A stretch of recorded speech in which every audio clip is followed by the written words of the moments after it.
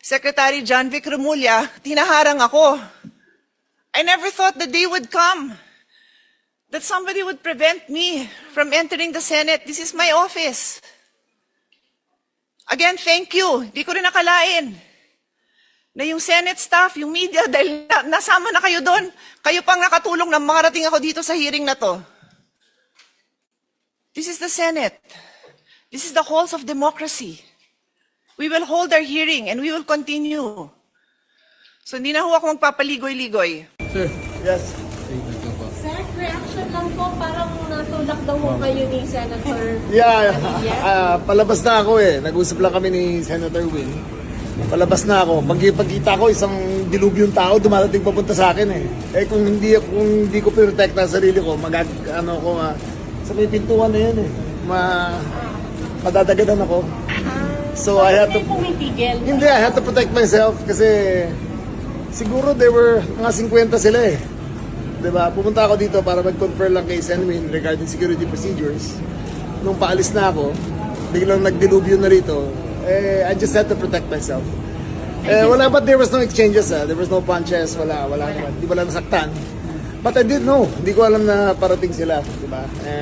Tinulak ba ho daw kayo ni Senator Padilla? Hindi na, I wouldn't say tinulak niya ako, pero siya yung nasa harap ko nung parang isang wave ng tao biglang nasa harap ko. Nagulutan na ako eh. Kung hindi motivated ba yung katawan ko, nahulog na ako nun eh.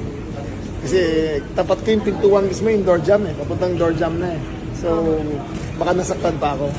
May chance pa kayong mag-sorry kung sino man ang magsusorry. Hindi na kailangan, trabaho lang nila yun. They were doing their job. I was doing my job ako, palabas lang ako. No feelings hurt. Physically, I wasn't hurt. Diba? It takes more than that to hurt me. Sir, what can you say po to Senator Padilla saying that you did block them po? Kasi No, makita nyo naman wala akong kasama. Tingnan nyo lahat ng video, ako lang mag-isa. Palabas na talaga ako. Diyan nakaparada kotse ko, diyan sa labas eh. Mag-isa lang talaga ako. Ang blocking force, dapat mga 100 kayo maghahanda. Pwede ba ako mag-isa mag-block ng isang batalyon ng tao? Diba? Hindi ko kayang gawin yun.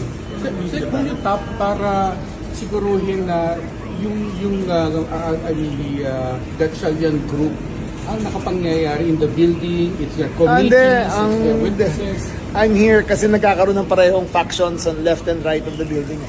Diba? Ang iniiwasan namin, mag-clash yung dalawang yan.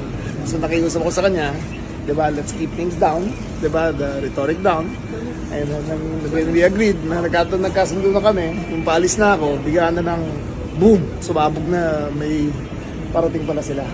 External security sa madaling sabi. Oh, external naman na role ko. I have no role here in the Senate. But then why are you inside? Good to talk to, kinausap ko si Senator Gatchalian. Nasabi ko, I asked him na doon kami sa labas. Diba? Yung sa loob, wala kami pakialam dito. Totoo naman eh, wala tayo ang head dito eh. Diba? Wala kami pakialam.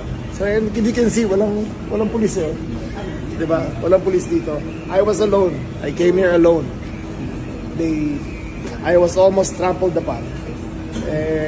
Buti na lang, malakas-takas pa katawan ko, kaya kinaya ko naman. But now, sir, you came from a meeting, right, sir, with Senator Gatchalian? Yes.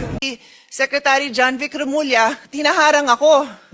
No, makita nyo naman wala akong kasama. Tingnan nyo lahat ng video, ako lang mag-isa. Palabas na talaga ako. Diyan nakaparada kotse ko, diyan sa labas eh. Mag-isa lang talaga ako. Ang blocking force, dapat mga 100 kayo maghahanda. Pwede ba ako mag-isa mag-block ng isang batalyon ng tao? Sir,